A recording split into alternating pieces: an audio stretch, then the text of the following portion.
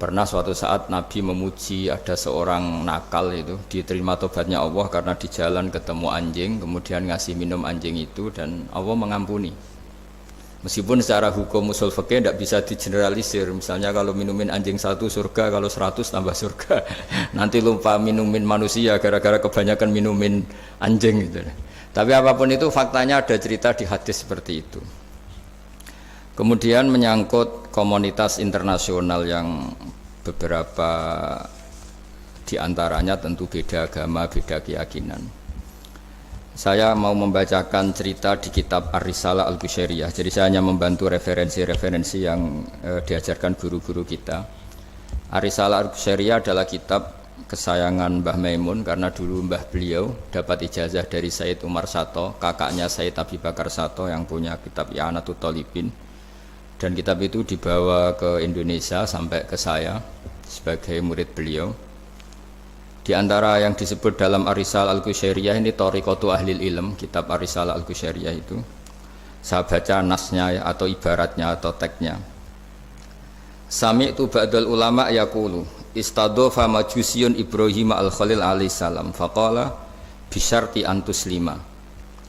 Famarral majusiyu fa'awhallahu ta'ala ilaihi mundu khamsina sanatan nut'imuhu ala kufri falau nawaltahu lukmatan min ghairi antutalibahu bitahyiri dini famado Ibrahim alaihi salam ala athari hatta adrakahu wa atadhara ilaihi fasalahu anis sabab fadhakara lahu dhalik fa aslamal majusiyu.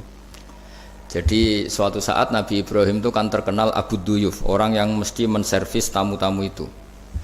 Kita tahu dulu itu tidak ada warung, tidak ada hotel, tidak ada, ya pokoknya tidak ada mall. Sehingga kalau orang pergi itu kelaparan betul itu. Mbok orang kaya pun kelaparan karena melewati padang pasir itu. Kalau sekarang kan orang mau sowan kiai makan dulu. Karena takutnya di rumah kiai kan makan sungkan, jadi makan dulu nanti di kiainya tinggal pura-pura makan. Itu. Kalau dulu memang makan nih tamu itu wajib betul, kalau tidak ya kelaparan betul tamu itu. Sehingga cerita suatu saat di antara tamu itu berakidah, berfaham majusi. Atau beragama majusi lah gampangannya itu. Terus Nabi Ibrahim nggak mau, saya mau ngasih makan syaratnya Anda harus Islam gitu.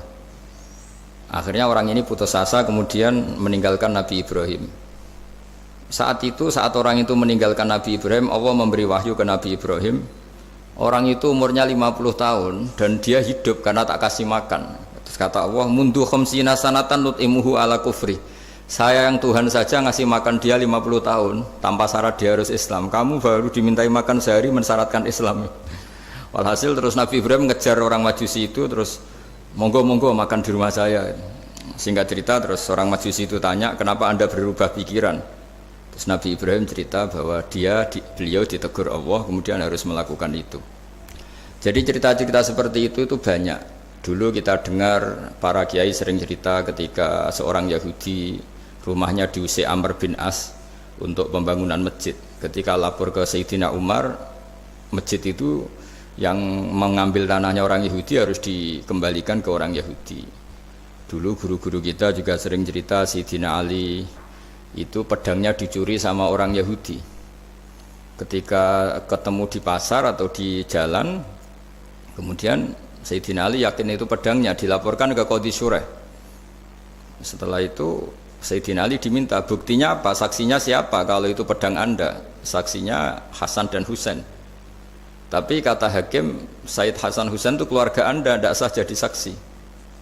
Zaman itu Sayyidina Ali masih berargumentasi, waqad qala Rasulullah sallallahu alaihi wasallam Hasanun wa Husainun sayyida syababi ahlil jannah. Tapi kata Imam Syurah tetap standar saksi itu tidak boleh dari keluarga. Singkat cerita, qadhinya itu pakai standar hukum usul fikih, al-qaulu qaulu sahibil yad. Yang dibenarkan adalah yang sekarang megang barang itu. Ketika enggak ada saksi, al-musaddaq, yang dibenarkan al-qaulu qaulu sahibil yad, yang dibenarkan ya yang megang barang itu. Singkat cerita dimenangkan oleh orang Yahudi tadi. Setelah dimenangkan, Sayyidina Ali agak kecewa, masa seorang Amirul Mukminin sidang di pengadilan negeri kalah. Tapi orang Yahudi tadi akhirnya insaf, sadar sampai masuk Islam, sampai beliau ngendikan bihada taqumus sama wal ard, karena ini langit dan bumi berdiri karena keadilan itu. Jadi ini cerita-cerita referensi yang bisa menolong teman-teman siapapun berkomunitas internasional. Karena pikiran saya sederhana ya, al ilmu yurisul akhwal, ilmu itu melahirkan sikap. Jadi kalau kita punya referensi yang cukup tentang toleransi, insya Allah kita hidup di mana saja punya toleransi, karena toleransi itu juga ajaran agama. Di antara yang diceritakan para guru-guru kita adalah ketika Nabi mau dibunuh oleh orang namanya Daksur atau Duksur, siapa nggak tahu KTP-nya saya. Kiai-kiai kalau baca Daksur. Ketika beliau sedang santai di satu tempat, tahu-tahu ada orang yang mengambil pedangnya kemudian bilang, "Mayyamna'uka minni ya Muhammad." Sekarang Anda sama saya berdua, siapa yang bisa menghalangi kamu? Nabi dengan rileks menghentikan Allah. Kemudian si Daksur ini gemetar, pedang jatuh. Kemudian diambil Nabi. Sekarang ya Daksur, mayyamna'uka minni, yang bisa menghalangi kamu siapa? Orang itu bilang la ahada, tidak siapapun. Nabi dengan gampangnya fa'afa anhu, Nabi memaafkan. Padahal ini jenis harbi, jenis orang yang jelas punya niat bunuh. Terus artinya kita yang ngaji di pesantren, saya ngaji di Mbah Maimun, punya Bapak Kiai Nur Salim, semuanya ngajarkan bahwa di mana-mana perang kekerasan itu ya karena kita diperangin. Udina lilladzina yuqatalun, karena kita diperangi kita boleh perang. Qatilul ladzina yuqatilunakum. Jadi yang boleh kita perangi ya zaman kayak kita dulu dijajah Belanda, dijajah Jepang zaman itu. Ketika sudah tidak ada penjajahan ya alasan itu sudah hilang karena mereka tidak merangi kita. Jadi apa ya, perang ya ada konteks rasionalitasnya, damai juga ada konteks rasionalitasnya. Tapi karena kita punya tradisi referensi, teman-teman yang di Jerman tak bantu, tadi ada kitab Arisal Al-Qusyairiyah, terus ada beberapa cerita-cerita tadi kayak Daksur. Kalau ayatnya jelas ya, jelas qatilul ladzina yuqatilunakum wa in janahu lisalmi fajnah laha wa tawakkal 'ala Allah.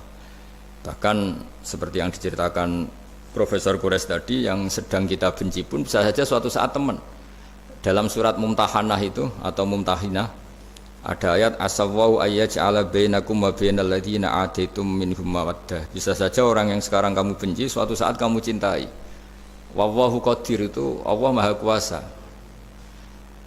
Dan tadi saya menambahkan yang dikatakan Profesor Quraisy tentang belajar. Dulu Nabi itu enggak puasa Asyura. Tapi ketika datang ke Medina, orang-orang Yahudi itu puasa Asyura. Coba tanyakan ke mereka, kenapa puasa tanggal 10? Terus mereka menjawab, yaumun najjawahu fi Musa, itu hari yang Allah menyelamatkan Nabi Musa. Terus fa'amara bisyami, kemudian Nabi menyuruh sahabat puasa. Artinya dulu itu segampang itu hidup, itu sesuatu yang baik apa, ya sudah ditiru. Meskipun kita tahu Nabi itu tentu mustaqil bil istihad, Nabi itu orang yang mandiri. Tapi memberi percontohan kita betapa gampangnya kita seperti itu. Dulu ada seorang Yahudiyah meminta sama Sayyidah Aisyah dan dikasih. Ketika dikasih, dia mendoakan semoga kamu Aisyah selamat dari siksa kubur. Zaman itu Sayyidah Aisyah itu belum tahu tentang siksa kubur, sehingga beliau engkar, enggak percaya. Tapi setelah Rasulullah datang dan diceritanin Nabi, oh iya siksa kubur itu ada. Dan semenjak itu Nabi selalu isti'adah, minta perlindungan dari siksa kubur. Jadi dulu di komunitas-komunitas beda agama sesuatu yang benar ya dibenarkan. Makanya kaidah umum dalam interaksi antar agama itu la tusaddiquhum wa la tukadzibuhum, ya kamu jangan bilang iya, jangan-jangan enggak, ya jangan bilang tidak, jangan-jangan iya. Jadi aturan ilmunya jelas la tusaddiquhum wa la tukadzibuhum. Ya artinya sesuai referensi ilmu lah kira-kira begitu. Terus yang terakhir, ini saya mohon maaf sama komunitas di Jerman karena saya ini pura-puranya aja sibuk. Karena saya kira ini seberapa jam lagi saya ngajar ini. Nanti kalau saya tidak ngajar di sini yang ngundang agak-agak dosa. Jadi supaya sama-sama tidak dosa, ini saya ya nuruti jenengan, tapi ya karena saya ngajar ini juga yang datang orang macam-macam. Ada yang Kalimantan, Sumatera mau ngaji di sini. Ini seberapa jam lagi saya ngaji Sahih Muslim. Yang terakhir ini di halaman Kitabu Adabil Ulfa wal Ukhuwah halaman 285 dalam Ihya juz 2. Jadi kitab saya juz 2. Mungkin kalau beda cetakan yang jelas ikut Kitabu Adabil Ulfa wal Ukhuwah. Di sini diterangkan oleh Imam Ghazali dengan beberapa riwayat yang disebut al-jiranu salasatun. Bertetangga itu ada 3. Jarun lahu hakun wahid, ada tetangga yang punya hanya satu hak. Wa jarun lahu haqqani wa jarun lahu salah satu hukukin. Terus beliau cerita yang punya 3 hak itu ya tetangga, ya seagama, ya masih ada hubungan kerabat. Yang punya 2 hak ya tetangga, ya seagama. Terus wa amal ladzi lahu haqqun wahid fal jarul musyrik. Yang punya hak satu itu tetangga yang beda agama. Jadi intinya tetap dikasih hak meskipun beda agama. Sampai diantaranya disebutkan juga di halaman 287, Imam Ghazali ngendikan, beliau berfatwa dan beliau bercerita, rawahu Umar bin Syu'aib an Nabi an Jaddih anin Nabi. Terus qala Mujahid, kuntu inda Abdillah bin Umar wa ghulamun lahu yaslahu syatan faqala ya ghulam idza salakhta fabda bijarinal Yahudi. Abdullah bin Umar itu sedang memasak kambing, atau itu pembantunya ini sedang nguliti kambing. Itu pesannya Abdullah bin Umar, ya ghulam idza salakhta fabda bijarinal Yahudi, nanti jangan lupa tetangga kita yang Yahudi. Ini di Ihya halaman 287. Hanya cerita kebaikan. Jadi cerita-cerita perang itu ya karena kita diperangin, tapi ya kalau kita dibaikin ya baik, itu ajaran Islam. Hatta qala dzalika miraron. Faqala lahu lima taqulu hadza. Ini pembantunya juga enggak langsung menerima. Kenapa saking enggak mau nerimanya diulang-ulang lagi oleh Abdullah bin Umar. Faqala inna Rasulullah sallallahu alaihi wasallam lam yazal yusina bil jar hatta khashina annahu sayuwarrithu. Kenapa engkau melakukan itu ya Abdullah bin Umar? Terus beliau menjawab, Rasulullah itu selalu berpesan untuk berbuat baik sama tetangga.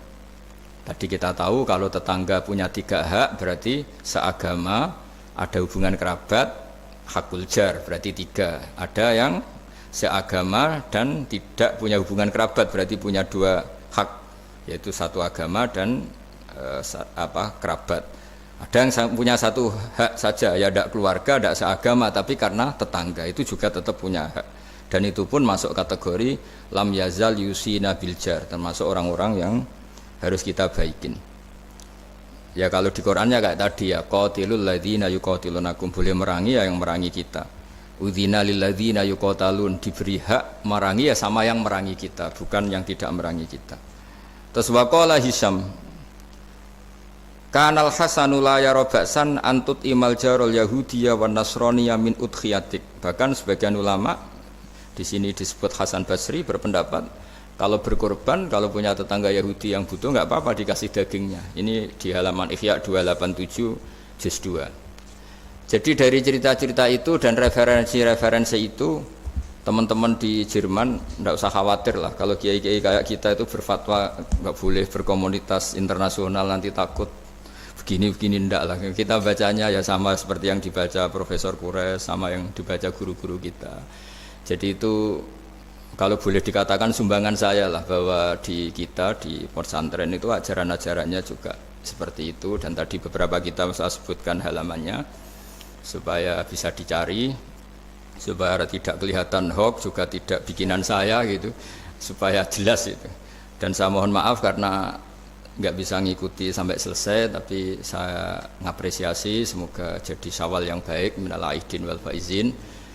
Minal aidin artinya kita kembali menjadi ahli surga. Saya termasuk yang sependapat dengan kitab yang saya baca. Dulu kita ini ahli surga karena Nabi Adam lahirnya di surga dan diciptakan di surga. Karena satu kesalahan beliau harus kembali ke bumi. Dan setelah puasa itu selesai dan diterima, kita kembali ke ahli surga lagi, maksud disebut minal aidin, kita kembali lagi berstatus sebagai ahli surga. Dan itu dimulai dari saling memaafkan, karena yang menghalangi masuk surga itu hak adami. Manusia itu kan paling kikir untuk memaafkan orang lain, padahal kalau hak adami belum selesai itu Allah tidak mau memaafkan. Makanya syaratnya masuk surga harus kita saling memaafkan. Dengan cara seperti itu insya Allah kita minal aidin wal faizin. Jadi mohon maaf, sekali lagi mohon maaf karena saya tidak bisa ngikuti sampai selesai karena saya harus ngaji, karena bukan apa ya, memang harus, andikan sunat itu mungkin saya tinggalkan. Mohon maaf sekali. Wassalamualaikum warahmatullahi wabarakatuh.